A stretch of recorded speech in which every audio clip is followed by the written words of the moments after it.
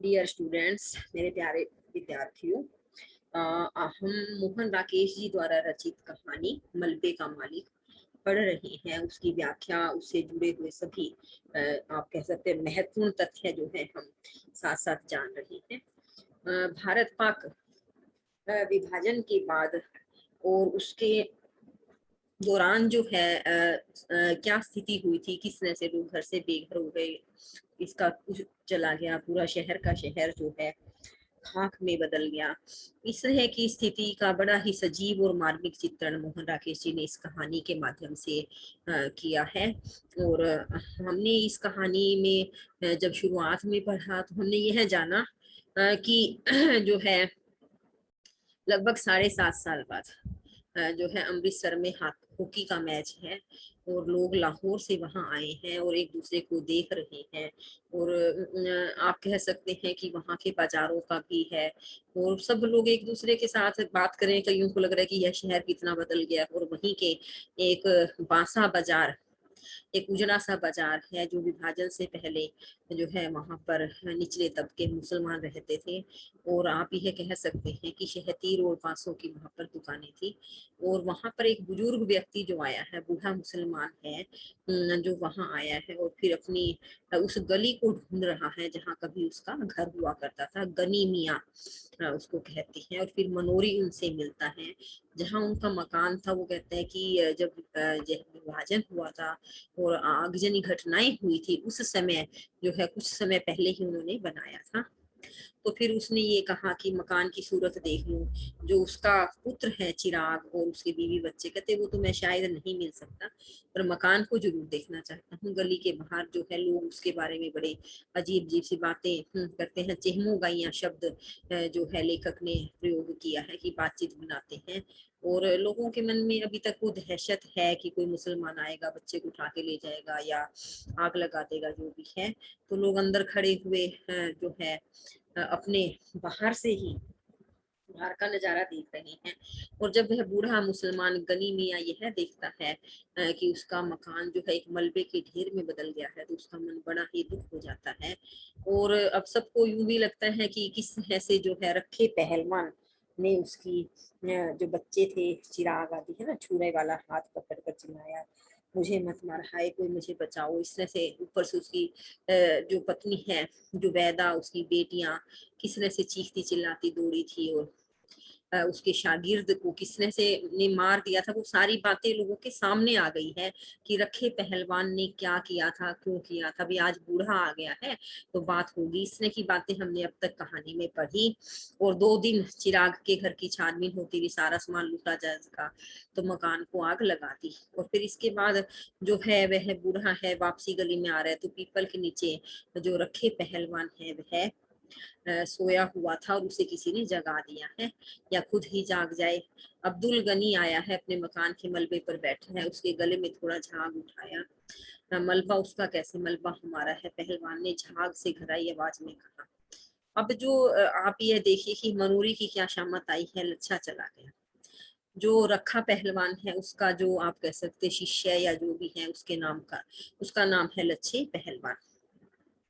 यहाँ तक की कहानी लगभग हमने पढ़ी है। मनोरी गनी की भाषा में उसे कदम आगे चल रहा था, जैसे उसकी कोशिश थी कि वो रखे पहलवान को ना देखे, लेकिन वह उसने देख लिया। और आप ये देखिए कि गनी मियाँ ने जैसे ही रखे पहलवान को देखा, चमक सी आ गई और झुर्रियां कुछ फैल गई। उसने कहा, अपने हाथ फैलाए और कोई प्रतिक्रिया नहीं देखी तो पीपल का सहारा लेकर वो बैठ गया। ऊपर खिड़कियों में चिहमुगाइयां तेज हो गई। अब दोनों आमने सामने आ गए तो जरूर बात खुलेगी। लोगों को यह लग रहा था गाली गलौज हो, अब रखा गनी को हाथ नहीं लगा सकता। अब वे दिन है बड़ा मलबे का मालिक बनता था। असल में मलबा न इसका है न गनी का है, तो सरकार की मलकियत है। अब इसमें ये कहते हैं कि भी जिसका कोई भी प्रॉपर्टी है उसका कोई वाली वारिस न हो तो फिर वह ऑटोमेटिकली जो है सरकार की मलकियत हो जाती है। इससे यहाँ तक हमने पढ़ा। अब गनी ने कुएं की सिल पर बैठकर कहा, यहाँ तक हमने पढ़ा है। उसकी दाढ़ी सफेद हो गई है। अब यहाँ से आज हम पढ़ेंगे, देख रखे पहलवान क्या से क्या हो गया, भरा पूरा घर छोड़कर गया था और आज यहाँ यह मिट्टी देखने आया बसे, घर की आज यही निशानी रह गई है। तू सच पूछे तो मेरा यह मिट्टी भी छोड़कर जाने का मन नहीं करता। और उसकी आंखें फिर छलछला आई।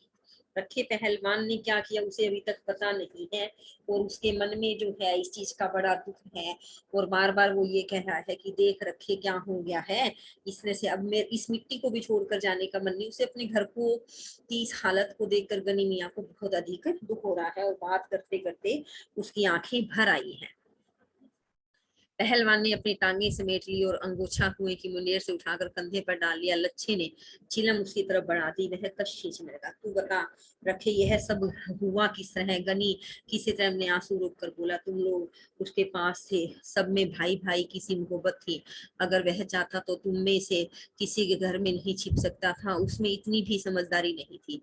किसके बारे में बात कर रहा है वो? अपने बेटे के बारे में, उसकी बीवी बच्चों के बारे में। कि कहते जब तू पास में था तो उसके साथ ऐसी हालत क्यों हुई? तुम्हारे में तो भाई भाई की तरह मोहब्बत थी, और तुम जो है वह तुम्हारे घर तो छिप ही सकता था। तुमने उसे क्यों नहीं बचाया? उसने इतनी समझदारी क्यों नहीं दिखाई? ऐसे ही है। रखे को स्वयं लगा कि उसकी आवाज में एक अस्वाभाविक सी गूंज है। उसके होठ गाढ़े लार से चिपक गए। मूछों के नीचे से पसीना उसके होठ पर आ रहा था। उसे माथे पर किसी चीज का दबाव महसूस हो रहा था, और उसकी रीढ़ की हड्डी सहारा चाह रही थी। पाकिस्तान में तुम लोगों के क्या हाल है? उसने पूछा। उसके गले की नसों में एक तनाव आ गया। उसने अंगोछे से बगलों का पसीना पोंछा और गले का झाग मुंह में खींचकर गली में थूक दिया। अब रखे पहलवान है, उसे समझ नहीं आ रहा कि वो क्या करे, कैसे बताए। कि फिर कहते वो घबरा गया है। मतलब लेखक ने उसके शरीर में होने वाले जो परिवर्तन है उसको थोड़ा सा बताया है। फिर वो अपनी बात संभालने के लिए कहता है कि पाकिस्तान में तुम्हारे क्या हाल है? क्या हाल बताऊं? रखे गनी दोनों हाथों से छड़ी का बोझ डालकर झुकता हुआ बोला, मेरा हाल तो मेरा खुदा ही जानता है। चिराग वहां साथ होता तो और बात थी। मैंने उसे कितना समझाया था कि मेरे साथ चला चल, पर वह जिद पर अड़ा रहा कि नया मकान छोड़कर नहीं जाऊंगा। यह अपनी गली है, यहाँ कोई खतरा नहीं है। भूले कबूतर ने यह नहीं सोचा कि गली में खतरा न हो, पर बाहर से तो खतरा आ सकता है। मकान की रखवाली के लिए चारों ने अपनी जान दे दी। रखे उसे तेरा बहुत भरोसा था। कहता था रखे के रहते मेरा कोई कुछ नहीं बिगाड़ सकता, मगर जब जान पर बनाई तो रखे के रोके ही न रोके। अब वो अपनी बात गाए जा रहे हैं। जो बूढ़े गनी मियाँ है, बुजुर्ग मुसलमान आया है, क्योंकि उसे अभी तक सारी बात का पता नहीं है। वो कहते कि क्या हाल बताऊं? अब मैं अकेला वहां पर हूँ, मेरा कोई हाल हो नहीं सकता। मेरा बेटा या उसका परिवार साथ होता बात अलग। फिर वो कहता है कि मैंने बहुत समझाया था, पर वह तेरे भरोसे यहाँ रहना चाहता था कि नया घर है, मैं छोड़ करके यहाँ से नहीं जाऊंगा। उसे यह नहीं पता कि गली बेशक सुरक्षित है, लेकिन बाहर तो खतरा है। अब तुम चाहते तो भी रोक नहीं सके। रखे ने सीधा होने की चेष्टा की, क्योंकि उसकी रीढ़ की हड्डी बहुत दर्द करती। अपनी कमर और जांघों के जोड़ पर उसे सख्त दबाव महसूस हो रहा था। पेट की अंतड़ियों के पास से जैसे कोई चीज उसकी सांस को रोक रही थी। उसका सारा जिस्म पसीने से भीग गया था, और उसके तलवों में चुनचुनाहट हो रही थी। बीच बीच में नीली फुलझड़ियां सी ऊपर से उतरती और तैरती हुई उसकी आंखों के सामने से निकल जाती। उसे अपनी जुबान और होठों के बीच एक फासला सा महसूस रहा। उसने अंगूठे से होठों के कोनों को साफ किया। साथ ही उसके मुंह से निकला, हे प्रभु तू ही है, तू ही है, तू ही है। अब आप ये देखिए कि उसने गलती की है, लेकिन अब इंसान को जब तक है कि मनुष्य के बारे में ये है कि कभी ना कभी जो गलत काम किया उसके साथ साथ सामना होता ही है। ऐसी स्थिति के अंदर रखे पहलवान क्या है, उसकी रीढ़ की हड्डी में दर्द है। अर्थात गनी मियाँ को देखकर, उसकी बातों को सुनकर उसके शरीर में जो इस तरह का परिवर्तन आ रहा है, कहते हैं उसका सारा शरीर पसीने से भीग गया। और यह जो व्याख्या के लिए भी पंक्तियां इंपॉर्टेंट है। तलवों में चुनचुनाहट सी है, फुलझड़ियां सी। जैसे हम कई बार आंखें खोलते ऊपर नीचे देखते हैं तो हमें कुछ ऐसा लगता है कि मोमबत्तियां सी बुझ रही हैं, तो वैसे ही स्वाभाविक स्थिति का लेखक ने बड़े ही सरल शब्दों में कहा है, और उसके मुंह से कुछ नहीं निकला, इतना तू ही है। गनी ने देखा कि पहलवान के होठ सूख रहे हैं, उसकी आंखों के गिर्द दायरे गहरे हो रहे हैं। वह उसके कंधे पर हाथ रखकर बोला, जो होना था हो गया रखिया, उसे अब कोई लौटा थोड़े ही सकता है। खुदा नेक की नेकी बनाए रखे और बद की बदी माफ करे। मैंने आकर तुम लोगों को देख लिया, सो समझूंगा चिराग को देख लिया। अल्लाह तुम्हें सेहतमंद रखे। और वह छड़ी के सहारे उठ खड़ा हुआ। चलते हुए उसने कहा, अच्छा रखे पहलवान, मैं चलता हूँ। बूढ़े को अभी तक बात नहीं पता, और कहता है कि जैसे मैंने अपने बेटे को देखा या तुझे देख लिया, एक ही बात है।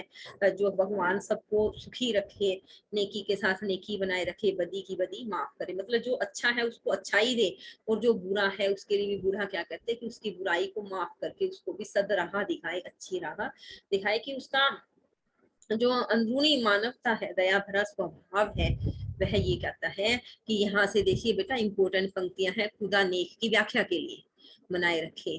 तो कहते हैं अल्लाह सेहतमंद रखे। अच्छा मैं चलता हूँ, चलने लगा।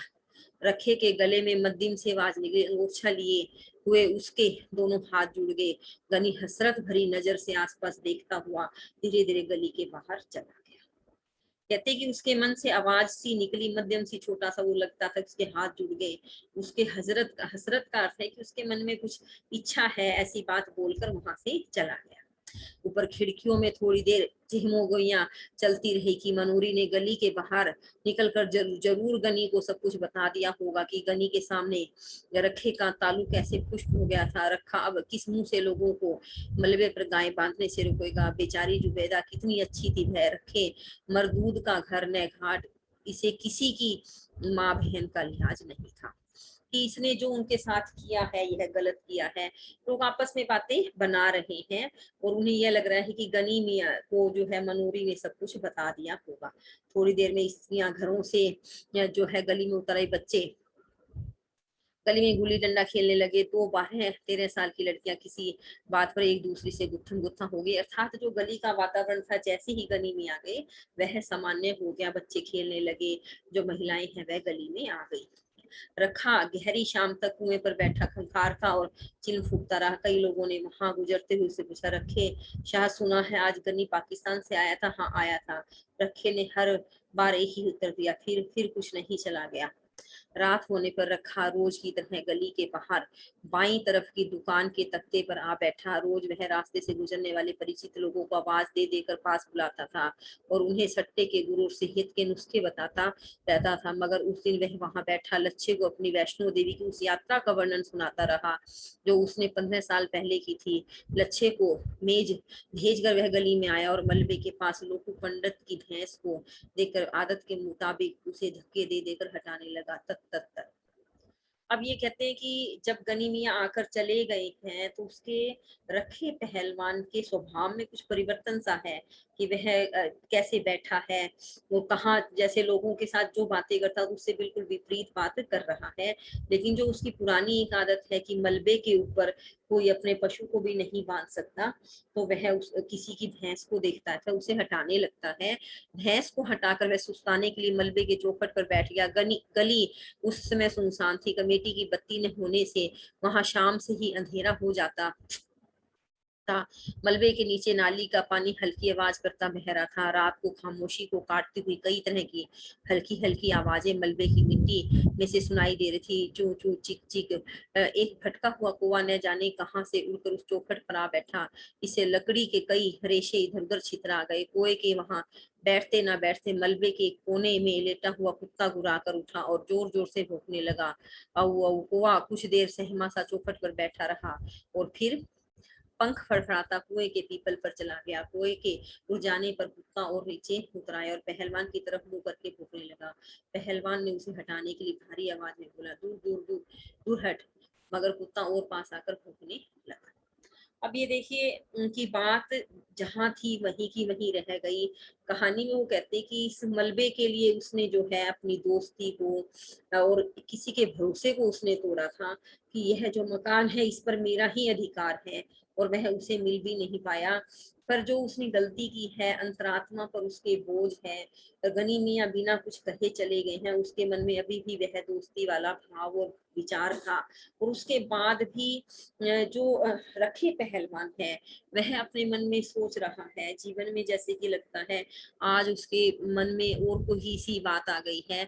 लेखक ने उस स्थिति का देखिए वर्णन किया है कि चौखट के पास ही बैठ गया। उसे सुनसान, उसे ये लगता है कि यह जीवन आखिर है क्या, मिट्टी है और मिट्टी के लिए मैंने अपनी दोस्ती को खोया है।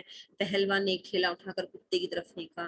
कुत्ता थोड़ा पीछे हट गया पर उसका भौंकना बंद नहीं हुआ। पहलवान कुत्ते को माँ की गाली देकर वहां से उठ खड़ा हुआ और धीरे धीरे जाकर कुएं की सील पर लेट गया। उसके वहां से हटते ही कुत्ता गली में उतर आया और कुएं की तरफ मुंह करके भौंकने लगा। काफी देर भौंकने के बाद जब उसे गली में कोई प्राणी चलता फिरता नजर न आया तो वह एक बार कान झपक कर मलबे पर लौट आया और वहां कोने में बैठकर गुर्राने लगा। यहीं पर ही यह कहानी समाप्त होती है। इस कहानी का जो सार है, अगर आप उसको समझते हैं तो यह है कि एक तो कभी भी मनुष्य में, मानवता में जब भी कोई युद्ध होता है या विभाजन होता है, लड़ाई झगड़े दंगे फसाद होते हैं, तो उसका जो शिकार है वो अधिकतर आम जनता बनती है। उनके जीवन का नुकसान होता है और गनी मियाँ ने अपना सब कुछ खोया, लेकिन अभी भी उसके मन में जो है एक, आप कह सकते हैं, दोस्त वाला भाव, एक प्यार वाला भाव, विश्वास वाला भाव उसके साथ था। वो एक खुशी उसके जीवन में है। दूसरी तरफ जो रखा पहलवान है, उसने एक प्रकार से मकान के लालच में अपनी सारी दोस्ती को, अपने विश्वास को, सब कुछ खो दिया। बेशक गनी मियाँ को उसकी इस हरकत का पता नहीं चला, लेकिन उसे मलबे अर्थात रेत मिट्टी के अलावा कुछ मिला भी नहीं। कि मनुष्य जो है, जीवन मिट्टी है, यह संसार भी मिट्टी है और मिट्टी में ही एक दिन मिल जाना है। फिर हे मनुष्य, लेखक क्या मुख्य शिक्षा देना चाहता है कि किस चीज के लिए मनुष्य जो है आपस में लड़ता है और लड़ने के बाद एक दूसरे का दुश्मन बनता है, अपना क्या खोता है। अर्थात जो दगा करने वाला है, धोखा देने वाला है, बुरा करने वाला है, वह सही मायने में अपना सब कुछ खो देता है।